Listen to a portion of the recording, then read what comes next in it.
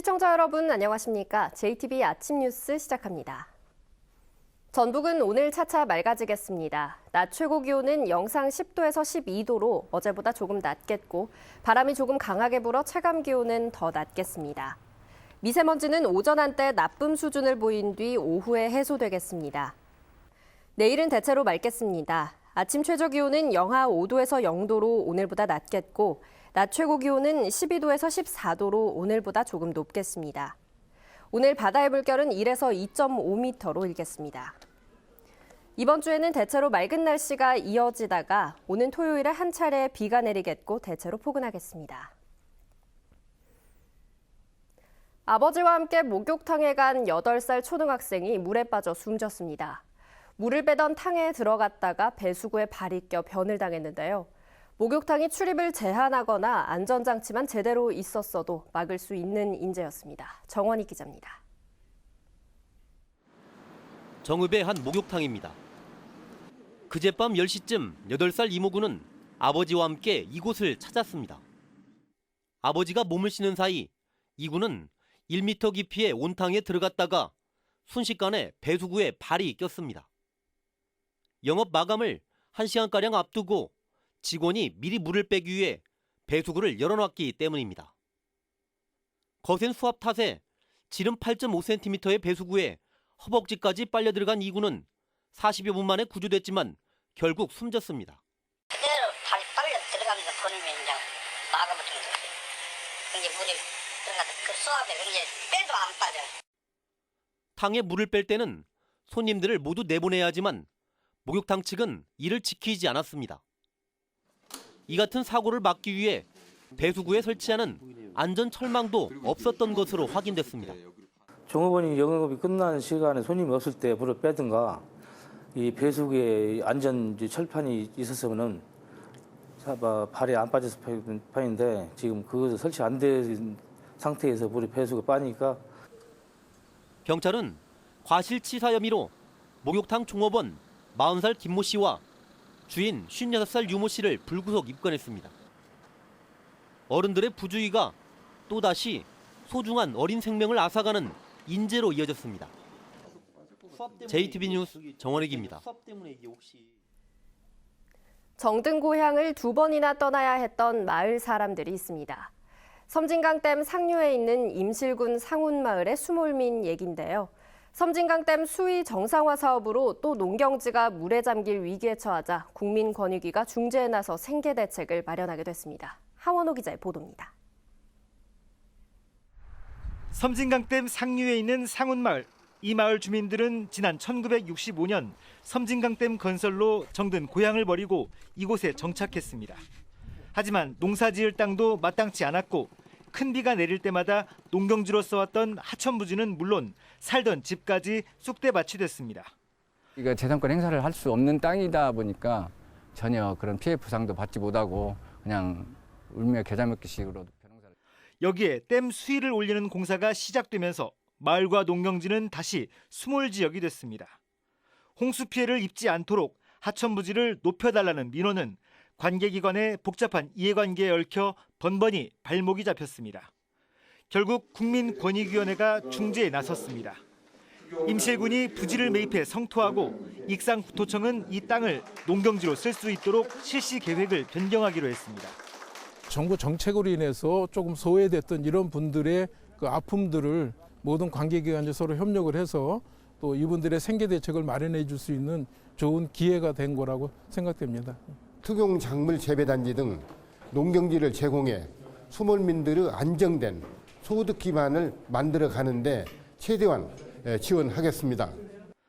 댐 건설로 2번이나 고향을 등져야 했던 수몰민들이 50년 만에 희망의 씨앗을 뿌릴 수 있게 됐습니다.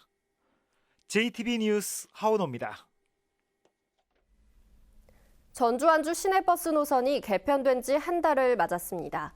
바뀐 노선에 점차 적응하면서 혼란은 줄어든 반면 환승과 배차 시간 등에 대한 불편 민원도 나오고 있습니다. 권대성 기자입니다. 전주시 고랑동의 한 마을입니다. 노선 개편으로 한 달 전부터 시내버스가 다니고 있습니다.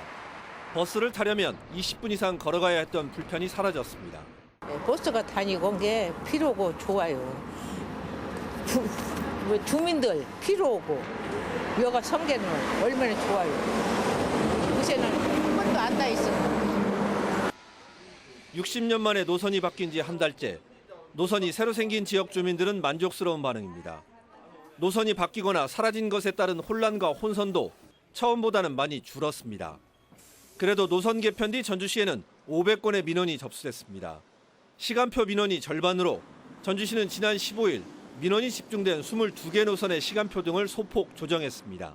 시민들의 불편사항을 빠른 시일 내에 해소하기 위해서 출퇴근 시간대 시간표 노선에 대해서 재조정을 실시하였습니다.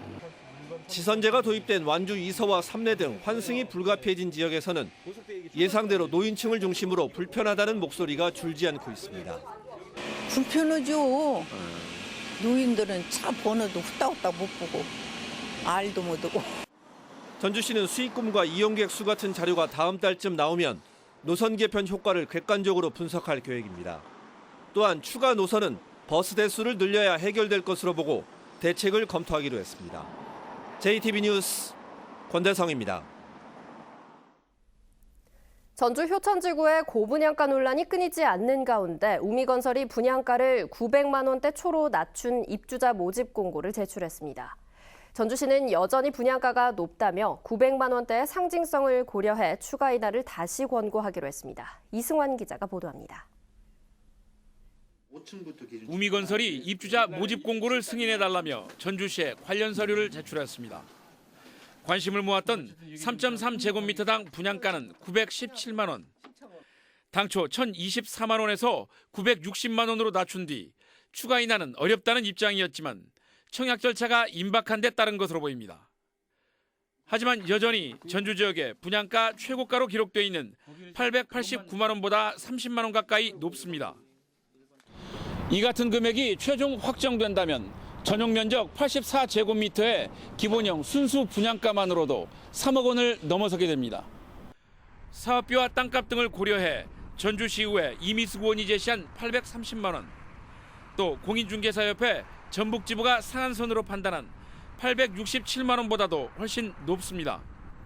택지비가 550만 원이지만 용적률을 감안을 해본다고 하면 토지비는 300만 원대에 불과합니다. 전주시도 이번 분양가 산정이 추 효천지군의 우미 2차와 대방건설의 분양가는 물론 에코시티에도 영향을 미치는 만큼 한 번 더 추가 인하를 권고한다는 입장입니다. 900만 원이라는 그 상징성이 있기 때문에 시에서는 그 이하로 분양가격이 결정될 수 있도록 다시 한번 권고를 해서 효천지구의 분양 절차가 임박한 가운데 전주 아파트 분양가가 다시 한번 최고가를 갈아치우게 될지 지켜볼 일입니다. JTB 뉴스 이승환입니다. 대통령 선거가 49일 앞으로 다가왔습니다. 더불어민주당과 국민의당의 첫 경선이 이번 주부터 호남에서 열리기 때문에 대선 주자들이 잇따라 전북을 방문합니다. 호남 승리가 경선판을 뒤흔들 수 있어서 호남 경선에 사활을 걸 것으로 보입니다. 김철 기자입니다. 더불어민주당은 내일 전국적으로 첫 경선 투표를 실시합니다. 민주당 선거인단으로 등록한 시민들이 오전 7시부터 오후 6시까지 전북의 15군데 투표소에서 투표합니다. 이어 25일과 26일 호남권 ARS 투표를 거쳐 과반 득표자가 나오면 다음 달 3일, 없으면 결선 투표 이후 다음 달 8일에 대선 후보를 확정합니다. 민주당 경선 후보인 안희정 지사와 이재명 시장은 내일, 문재인 전 대표는 모레 전북을 방문해 전북의 표심 공략에 나섭니다. 대선 후보들께서는 전북의 공약 발굴에 심혈을 기울이고 있고 우리 두 당에서 제시한 공약을 반드시 반영시킬 수 있도록 최선의 노력을 다하겠습니다. 국민의당은 26일 전북의 18군데 투표소에서 경선 투표를 실시합니다. 공무원을 제외한 일반 시민들은 누구나 신분증만 가지고 투표소를 찾으면 소중한 한 표를 행사할 수 있습니다. 다음 달 4일에 대선 후보를 선출하되 과반 득표자가 없으면 결선 투표를 거쳐 최종 후보자를 발표합니다. 국민의당 경선 후보인 안철수 전 대표는 오늘과 오는 24일에, 손학규 전 대표는 오늘 전북을 찾아 호남 민심 잡기에 나섭니다. 국민의 어느 당에서는 우리 전북을 독자 권역으로 생각을 해서 전북만의 경선을 따로 실시하기로 했습니다. 각 후보들도 거의 전북 일정에 집중을 하리라고 이렇게 생각을 하고 있습니다. 자유한국당의 유력한 대선 주자인 홍준표 경남지사는 오늘 전북을 방문하고 바른정당도 전북 방문을 조율하고 있습니다. 경선 후보들은 호남 민심을 대선의 풍향계로 보고 있습니다. 전국적으로 처음 치러지는 호남 경선에서 주도권을 잡으면 경선의 최종 승자가 될 수 있습니다.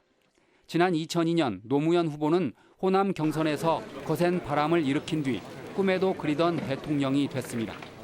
호남의 선택을 기대하는 대선 주자들이 이번 주 전북과 광주를 오가며 호남 민심 잡기에 사활을 걸 것으로 보입니다. JTB 뉴스 김철입니다. 정부가 대우조선해양에 3조 원의 자금을 추가로 지원키로 하면서 군산조선소 살리기를 외면해 반발이 커지고 있습니다. 국민의당 김관영 의원은 2년 전 대우조선해양에 4조 2천억 원을 지원할 때 추가 지원이 없다고 밝힌 정부가 3조 원을 추가 지원할 계획이라며 이는 밑빠진 독에 물 붓기라고 비판했습니다. 김 의원은 그러나 군산조선소의 경우 군산 경제를 흔드는 중대한 사안이라며 정부가 군산의 공공선박 10척을 서둘러 발주하라고 촉구했습니다. 전라북도가 대선 공약으로 내세운 지방의정연수원을 정부가 지방행정연수원 부설기관으로 추진해 규모 축소가 우려되고 있습니다. 전라북도에 따르면 행정자치부는 전국 지방의원과 사무처 직원의 역량과 전문성을 강화하기 위해 올해 지방행정연수원 부설기관으로 지방의정연수센터를 설립할 계획입니다. 전라북도는 부설기관으로 지방의정연수센터를 설립하면 지방의정연수원보다 규모가 크게 축소될 것으로 보고 오는 22일에 각 정당의 지방의정연수원 건립을 대선 공약으로 건의하고 전북 정치권에도 협조를 당부하기로 했습니다. 시국선언에 참여한 교사들을 훈포장 대상에서 제외했던 교육부가 이들을 구제하기로 했지만 도내 퇴직교원은 대상에서 배제됐습니다. 교육부는 국정역사교과서와 세월호 관련 시국선언에 이름을 올렸다는 이유로 교사들을 훈포장 대상에서 제외한 것은 차별행위라는 국가인권위원회의 권고를 수용해 최근 대상자인 퇴직교원들에게 훈포장을 수여했습니다. 하지만 교육부는 시국선언에 참여한 도내 퇴직교원 26명의 경우 전북교육청이 징계 처분을 종결하지 않아 훈포장 구제 대상에 포함되지 않는다고 밝혀 논란이 커질 전망입니다.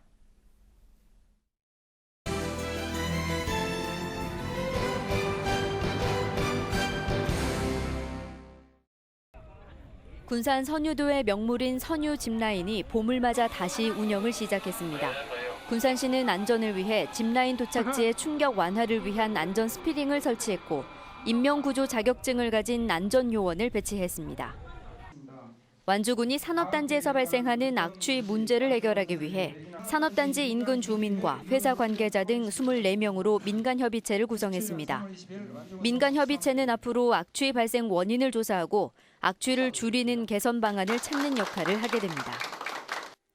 부안군립도서관이 국립어린이 청소년 도서관이 주최하는 도서관과 함께 책 읽기 공모사업 대상에 선정됐습니다.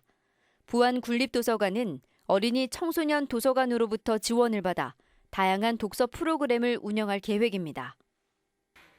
장수군 보건의료원이 장계면 건강생활지원센터에서 주민들에게 100세 인생 건강식단을 제공했습니다.